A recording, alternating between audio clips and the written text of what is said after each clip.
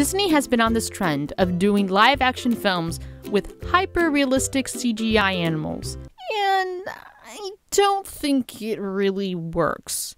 And here's why. Hyper-realistic CGI animals are the worst in between. The reason being is that these CGI animals have a foot in the cartoon world and one foot in the real world, and the worlds don't mix at all. Once you try to start mixing those worlds, it breaks and it feels uncanny. The reason that being is that these realistic CGI animals are trying to have human type of facial expressions, emotional expressions, that real animals don't really have. So if you've ever noticed, in real life, animals are not particularly expressive in the face. Dogs are the most expressive. But even so, they're not as expressive as human beings are, because animals don't have eyebrows, and eyebrows really help to convey more complex emotions. Animals can be super emotional in their own way. They don't really have the complexity or nuance to as a human being. With animals, I think a lot of it is in the body language. As human beings, we naturally read body language. That's why body language is so important in art. So we kind of read that in our pets. If a cat is scared, they'll jump up in the air or they'll arch their back. So that's more of a body language type of thing. The animal's obviously feeling this emotion, but it's not so much in the face. That's why it doesn't work when they try to take a human expression and put that on a realistic looking animal, because that breaks the world. It's not a representation of real life anymore. The world and the style that you have chosen, they have to be congruent with each other. You cannot have a fantastical phenomenon in a realistic setting, nor can you have a realistic setting with a fantastical phenomenon. The world either way is broken, and the audience will feel it, and it will hinder the enjoyment of the film. So a real life example of this is The Lion King 2019, where they have a realistic setting with a fantastical phenomenon. The lions, they walk,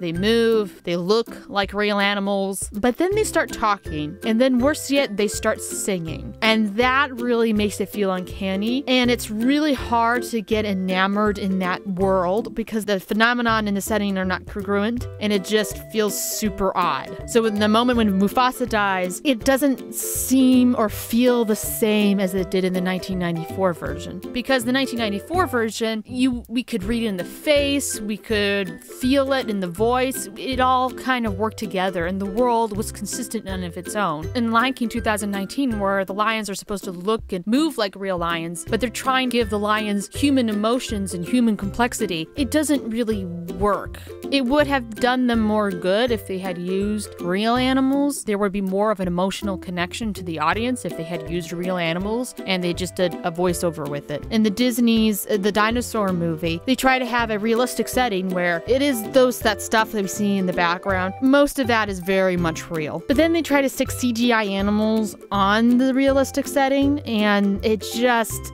doesn't work. It looks tacky. The world and the phenomenon, again, aren't congruent. They just feel really weird, and again, can't really dive head first into that world because in the back of your mind, you're just like, wait, what's going on here? However, just like most things in the art world, you can cheat this. And the movie that gets away with doing the fantastical phenomenon in a realistic setting is The Jungle Book 2016, and only because of Mowgli. Mowgli is the key factor in this because everything that we're supposed to feel comes from Mowgli. The emotional connection that we're supposed to really have is with Mowgli, a human, and that's why it works. When Mowgli is on this emotional journey, we're there with him and we can follow along very easily. Now, the only really odd and uncanny moment in The Jungle Book 2016 is when King Louie starts singing, but then we quickly get back into it with Mowgli when he's running and trying to get away from King Louie. The other way to kind of get away with this is Babe.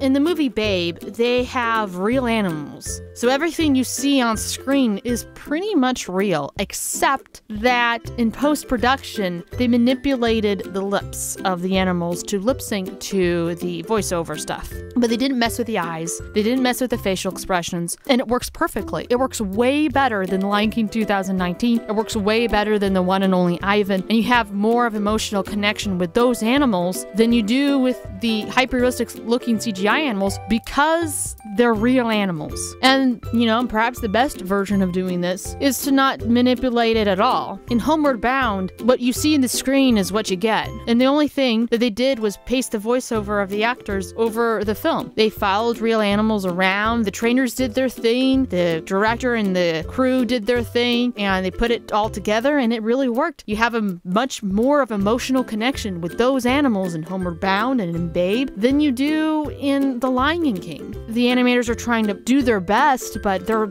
asked to do the impossible task and to make these realistic looking animals seem human but real at the same time. That's impossible. You can't do that. In conclusion, I would say that if you want to have your main protagonist be an animal, it should either be a cartoon or it should be a real animal. The in-between doesn't work. People can get emotionally in on the real animal because they're real. They can hop on board with a cartoon animal because there's the cartoon animals in a cartoon world. It's kind of like the same thing with humans. If you try to make a movie where there's this hyper-realistic human being, but it doesn't look real, there's something seems really off about it, it's not the same as having a real person or having a cartoon character. The in-between is generally speaking the worst because you're trying to have a foot in both worlds, and by doing that, you just break everything. It just doesn't work. So, yep.